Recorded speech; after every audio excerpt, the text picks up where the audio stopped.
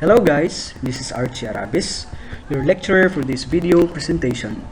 In today's lesson, I'm gonna discuss to you linear congruence and Chinese remainder theorem. So, in this lesson, you're going to learn how to find a known value that would satisfy the whole equations or any simultaneous congruent system following the principles of modular arithmetic. Now, with the definition of linear congruences, it states that a congruence of the form ax is congruent to b modulo m, where x is an unknown integer, is called a linear congruence in one variable. Now there's only one unknown, which is the variable x. And the theorem supports that our a, b, and m are all integers, such that m is greater than 0 and d is equal to GCD of a and m. If d does not divide b, then ax is congruent to b modulo m has no solutions. If d divides b, then ax is congruent to b modulo m has exactly incongruent solutions modulo m. Now to expound that idea, following properties of linear congruence. So first, the linear congruence ax is congruent to b modulo m has no solutions if the greatest common divisor of a and m does not divide b. Second one, the linear congruence ax is congruent to b modulo m has one solution if the greatest common divisor of a and m is equal to 1. The third one, the linear congruence ax is congruent to b modulo m has b solutions if the GCD of a and m divides b. Now the last property, solutions to linear congruence are regarded as least residues. Now to illustrate that properties, we have the GCD of a and m, or the greatest common divisor of a and m, will actually determine the number of possible solutions provided if it divides b. Otherwise, no solution. And in addition to that, our x should be greater than 0 but not less than the given modulus. Example, we have number 1, 2x plus 7 is congruent to 3 modulo 17. Now, since the GCD, or the greatest common divisor of 2 and 17 is equal to 1, since they are relatively co-prime, then there is a unique value for x. So the solution follows: 2x is congruent to 3 minus 7, so that would be negative 4 modulo 17. 2x is congruent to negative 4 modulo 17. So we have just manipulated the equation. We subtract 7 from 3 and it becomes negative 4. And then we divide both sides by 2, and what remains is x is congruent to negative 2 modulo 17. So since negative values are prohibited, then we need to find the congruent solution for x. So we add 17 to negative 2 and that becomes 15. Therefore, the final answer is x is congruent to 15 modulo 17. Example number 2. 5x plus 6 is congruent to 13 modulo 11. So we have the following solutions. Now we can see that the greatest common divisor of 5 and 11 is equal to 1, since they are all relatively co-prime. So 5x is congruent to 13 minus 6, so that will be 7 modulo 11. Note that 5x is congruent to 7 and it is congruent also to 18, 29, 40 and 40 modulo 11. Therefore, we can actually equate 5x to 40 modulo 11. So we divide both sides by 5 and the value for x is 8. Therefore, the final answer is x is congruent to 8 modulo 11. Number 3, we have solved 12x is congruent to 21 modulo 39. So we have the following solution. The greatest common divisor of 12 and 39 is equal to 3. Now therefore, there are actually 3 possible solutions since 3 divides 21. Divide by 3 to obtain the new congruence. So since 12, 21, and 39 is divisible by 3, therefore our new congruence is 4x is congruent to 7 modulo 13. So 7 is congruent to 20 modulo 13, and it's also congruent to 72 and 124 modulo 13. Therefore, we can actually equate 4x is congruent to 20, congruent to 72, congruent to 124 modulo 13. Therefore, the following values are 5, 18, 31 modulo 13. Now, the final answers are x is equal to 5 modulo 13, x is equal to 18 modulo 13, and x is equal to 31 modulo 13. Okay, so in addition to that, we can actually solve linear congruence by having it or by writing it into linear Diophantine equivalent. Let's say, for example, solve 51x is congruent to 117 modulo 1008. So we have the following solution. 51x plus 1008y is equal to 117. So that's the linear Diophantine equivalent, since we can actually manipulate the equation. So since they are all integers, we can actually use positive or negative or plus and minus for the operation in between. So the GCD for 51 and 1008 is equal to 3. So since 3 divides 117, now we can proceed with our solution. So using the Euclidean algorithm, 1008 is equal to 19 times 51 plus the remainder 39. And that becomes 51 is equal to 1 times 39 plus remainder 12. Then 39 is equal to 3 times 12 plus remainder 3. Then 12 is equal to 4 times 3, remainder 0. And then by reverse Euclidean algorithm, we can have 3 is equal to 39 minus 3 times 12. Then 39 minus 3, then we substitute the value for 12, which is 51 minus 39.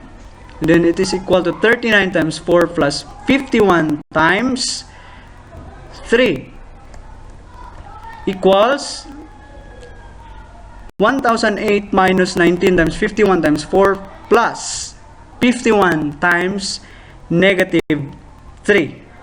So we can actually combine like terms. So 51 times negative 79 plus 1008 times 4. So therefore, 51 times negative 79 plus 1008 times 4 is equal to 3. Since we are looking for the original equation, which is equal to 117, therefore we can actually multiply it by 59 both sides. So 51 times negative 79 times 51 plus 1008 times 4 times 59 is equal to 3 times 59.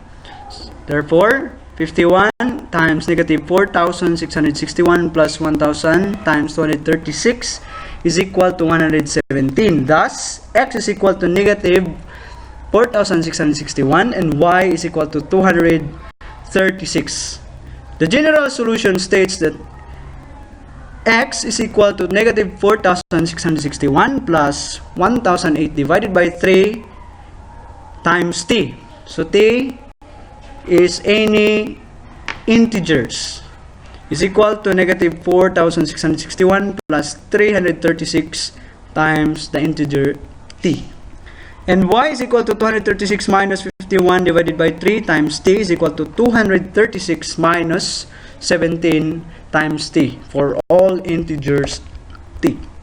Now the range of values is in between 1 to 1007. So the value for x should be greater than 0 or equal to 0, and it is less than 1 or equal to 1007. Since we only need the x values, therefore the following values for x are 43, 379, and 715 modulo 108 for all values, or for all integers 14, 15, and 16. Okay, now let's go to the Chinese remainder theorem. But before that, may I present to you the background concepts of Chinese remainder theorem. So first, we have the theorem has its origin in the work of the 3rd century AD Chinese mathematician Zhanzi. Although the complete theorem was first given in 1257 by Qin Juxiao. Next, it addresses the problem of determining a number that, when divided by some given divisors, leaves given remainder. It gives a unique solution to simultaneous linear congruences with pairwise relatively prime positive moduli.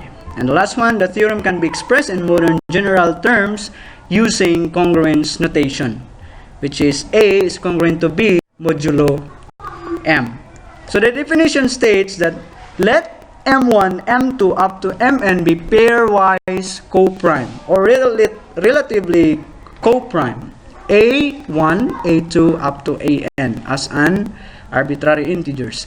Then the system of equations is given by x is equivalent to or congruent to A sub 1 modulo M1, and x is congruent to A2 modulo M2. X is congruent to A sub k modulo M sub k. It has a unique solution x modulo M, where M is equal to M1 times Mn. Now we have the following illustration. So the following is an example of congruence system or set of equations with different moduli. So as you noticed, your 3, 5, and 7 are the given moduli, which is pairwise relatively prime, denoted as M1, M2, M3 up to Mk. And our 2, 3, and 2 are the arbitrary values, denoted as A1, A sub 2, A sub 3 up to A sub k. And the value x, or the variable x, is our unique solution modulo M. Now recall the properties of A is congruent to B modulo N. So we have here, okay, that's the basic one. You can actually watch. And then we have also the equivalent for the given moduli or the given congruent system. So x modulo 3 is equal to 2, x modulo 5 is equal to 3, x modulo 7 is equal to 2. So 2, 3, and 2 are all given remainders. Okay, so solution to Chinese remainder theorem. Now we have actually 4 steps to follow. So first, we have to find a common M, or the common modulus. So by finding that, we have to multiply M1 times M2 times Mk. So where M is your given moduli. Then find the inverse of M. So that is equal to the common modulo over the inverse of M1. The same as true with M2 and up to Mk. The third one is find the multiplicative inverse of M1, M2, Mk using the corresponding moduli M1, M2, and Mk. It is called the inverses of M1, M2 up to Mk. Then 4 is the solution to the simultaneous equation. Is given by, we have here the following formula. X is equal to the sum of the product of our given moduli and then the inverse and then the arbitrary, or the given arbitrary values. Okay, we have example number 1. Find the solution to the simultaneous equations. solution. So to find the common modulus, we multiply 3, 5, and 7. So that gives 105. Next, we have to find the quotient between the common modulus and the moduli. So that gives 35, 21, and 15. And we have the following inverses also, which is 2, 1, and 1. So all those inverses are taken from the solution. M1 is equal to M divided by 3 is equal to 105 divided by 3 is equal to 35. So 2 is an inverse of 35 modulo 3, since 35 times 2 is congruent to 1 modulo 3. Okay, so the same as true with the other inverses. So it is taken from the solution that whenever it is equated to 1 modulo 5 or 3 or 7 or the given modulus, so the quotient or the answer would be the inverse. Okay, following the formula. So remember that the given moduli, the given inverses, and the arbitrary values are given at the right side. So we have the common modulus 105. So the solution is, so we actually show the sum of the product of the given numbers. So we have x is congruent to 233 modulo 105. Therefore, x is congruent to 23 modulo 105. Since 23 or 233 is congruent to 23, and our value should be less than 105. Therefore, our x is congruent to 23 modulo equals 1 modulo 7, and 84 times 11 is congruent to 1 modulo 13, and 91 times 19 is congruent to 1 modulo 12. Therefore, we have the final inverses for 18. So following the formula and the given numbers, we can actually find the sum of the product of these numbers. So therefore, x is congruent to 4644 modulo 192. Since we are concerned only for the value of x less than 1092, so we need to find the congruent of 4644, which is 267. Therefore, the final answer is x is congruent to 267 modulo 192. Okay, so if you would like to practice, to broaden your skills or to develop your skills, especially in modular arithmetic, you can actually answer all those exercises. So thank you for listening. Thank you for taking time watching this video, and I hope you subscribe to our YouTube channel. So thank you and have a nice day.